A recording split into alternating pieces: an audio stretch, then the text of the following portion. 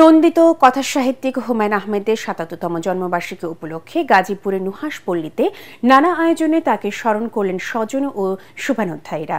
সকালে লেখকের স্ত্রী মেহের আফরোজ শাওন, দুই ছেলে নিনিত ও নিশাদ হুমায়ূন আহমেদের কবর জিয়ারত করেন। এ সময় লেখকের আত্মার শান্তি কামনায় মোনাজাত করা হয়। এরপর কাটা হয় কেক। প্রতিবারের মতো এবারও হুমায়ূন পরিবার, তার ভক্ত, কবি, লেখক আর নাট্যজনেরা ফুল হাতে শ্রদ্ধা জানাতে ভিড় করেন নুহাশপল্লীর লিচুতলায়।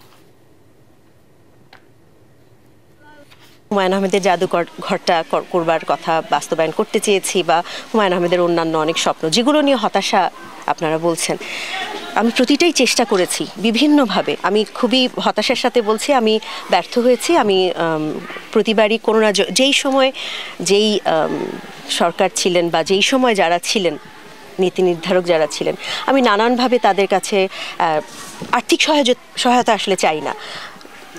নীতি নির্ধারণ করার বা এই জিনিসটাকে গুছিয়ে করবার জন্য একটা যে মেন্টাল সাপোর্ট বা একটা কমিটি গঠন করা, বা দেশের যারা বড় বড় বুদ্ধিজীবী আছেন, চিন্তাবিদ আছেন, তাদের কাছেও আসলে আমি তারা যদি পাশে থাকতেন, আমার জন্য হয়তো বা করাটা সম্ভব এতদিনে হয়ে যেত।